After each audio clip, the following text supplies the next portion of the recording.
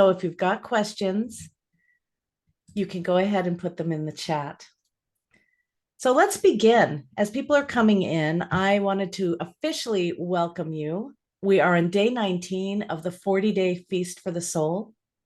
My name is Sarah McLean, and I am the co-director of the feast. We're really happy that you are here.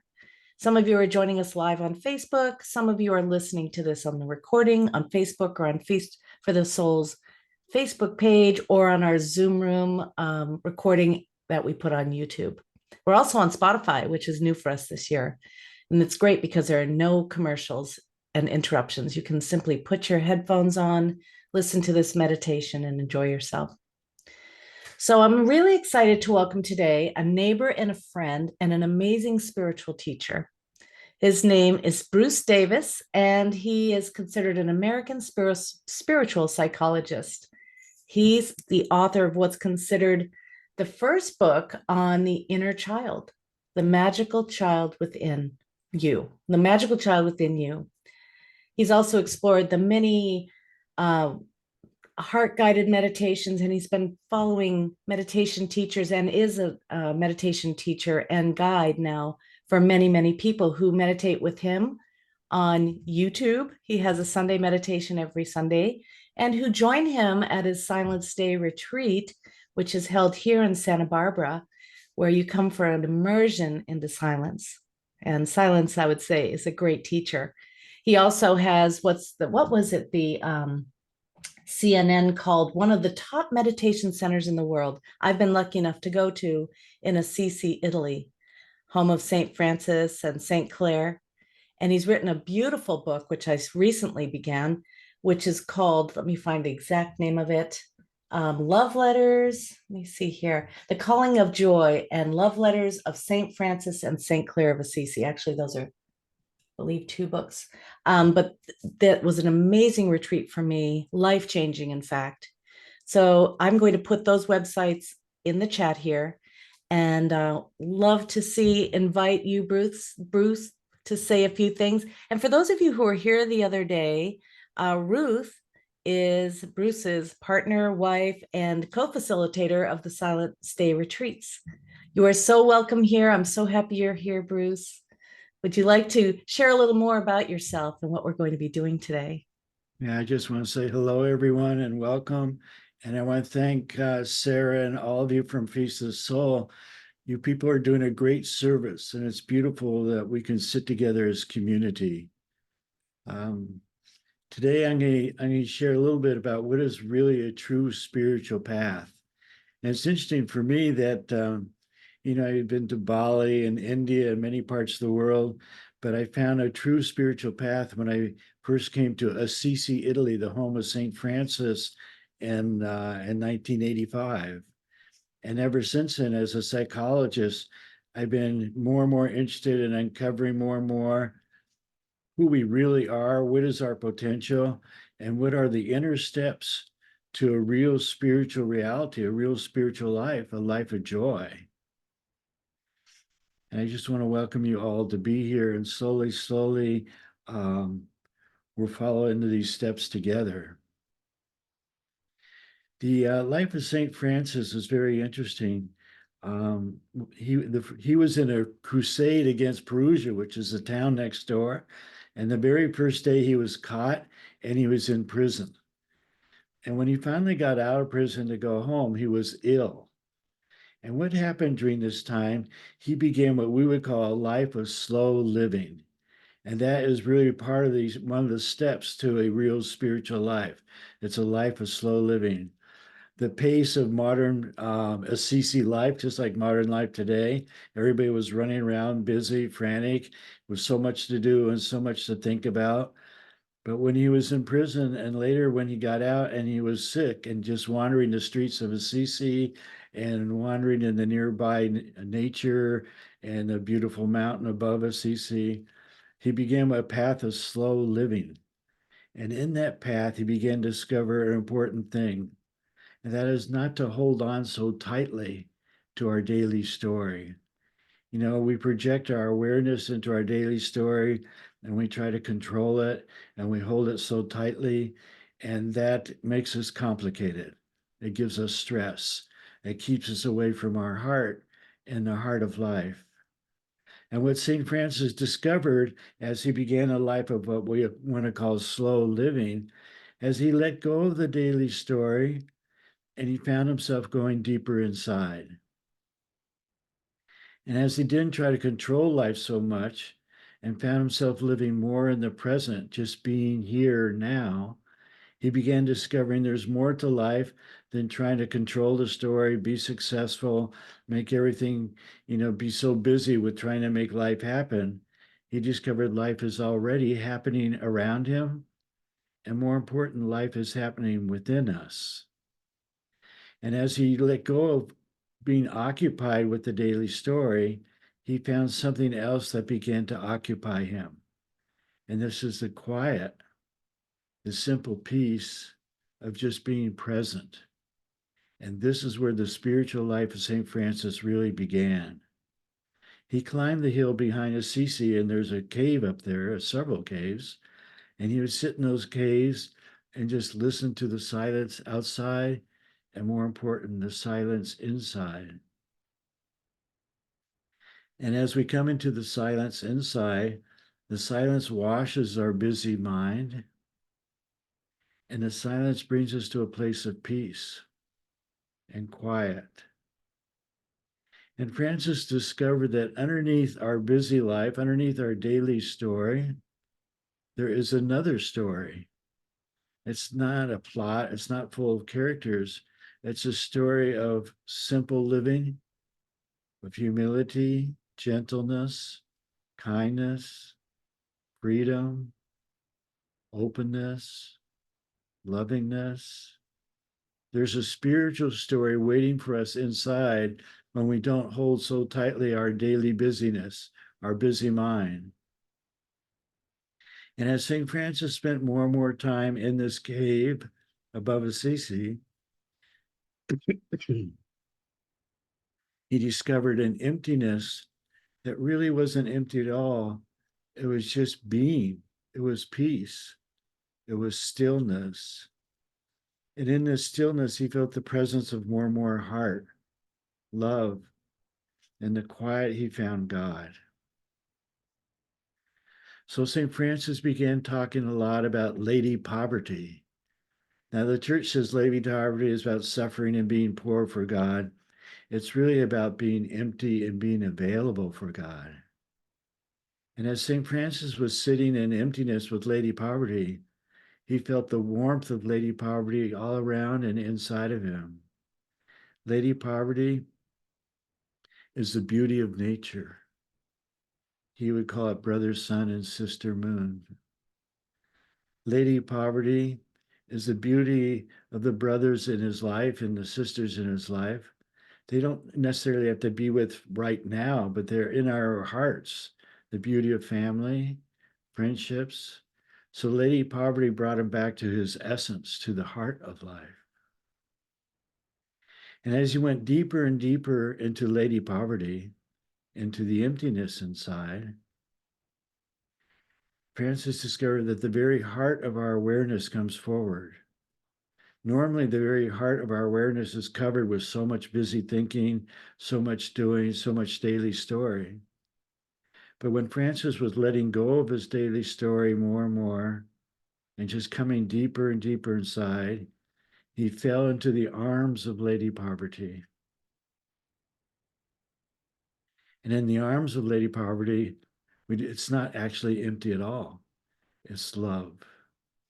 He discovered love in the very heart of his awareness. And as he went deeper and deeper inside and listened to the heart inside his heart, his special light came forward in his awareness. He called this light Christ, or, or Mary, or angels. He didn't really know what to call it because the light was so brilliant, so bright. And this light is inside all of us. As we don't hold so tightly our daily story, as we let go and come into the silence inside of us, we begin to discover who we really are. Our awareness spreads everywhere. has no beginning, no ending. There's a big space of awareness inside each of us. And as we breathe and come deeper and deeper inside, this light comes more and more forward. It's warm, it's giving. We feel held in this light. Actually, this light is very bright. As we are thinking less and just being more, as we are receiving the heart inside our heart, the light becomes very bright. And this is the gift of St. Francis, a very bright light. There are many forms of meditation, and all these forms of meditation have gifts, but the Franciscan meditation is very unique. And as a psychologist, I'm very excited about it and been sharing it for many years, both in Italy and in our center in California. The secret to meditation, first, is to let go of our daily story. Don't hold it so tightly. And the second secret, as we come inside, is to receive as much of this light as we can, to receive the very heart of our awareness. When we really receive the heart of who we are, meditation is not boring. In fact, it's very beautiful. As we receive the heart of who we are, we begin feeling the heart and life in general, the joy. For St. Francis, the trees and the nature, the birds, the flowers, everything and everyone, he discovered the heart inside all of us and everything. And that came from receiving the heart inside himself. And this is the gift. This is the path to a true spiritual life, is to receive the beauty of our own heart inside of us. So I invite us to take a few minutes, let go completely of all that occupies our mind the best we can, to breathe and come deeply within, and to feel the arms of Lady Poverty holding us, giving to us. As we embrace emptiness, we find the very heart of our awareness is present. We let go into the heart of who we are.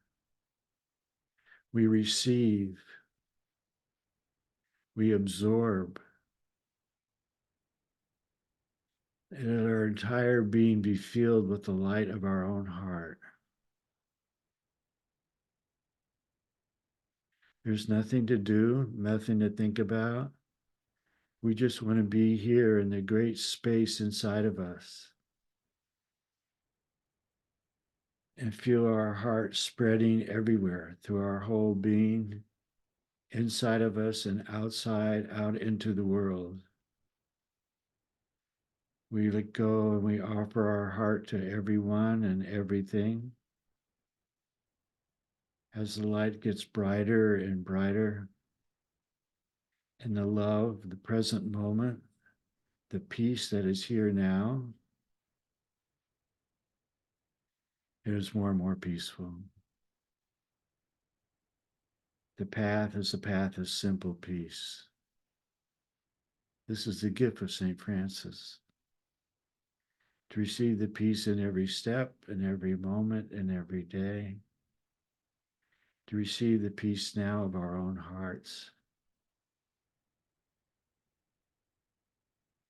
It's beautiful as a community in different parts of the world that we can sit in this peace together. We receive it for ourselves.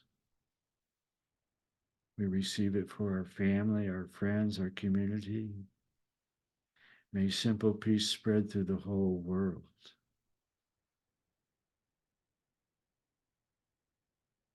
Let's spend a few minutes and just enjoy the simple peace inside of us.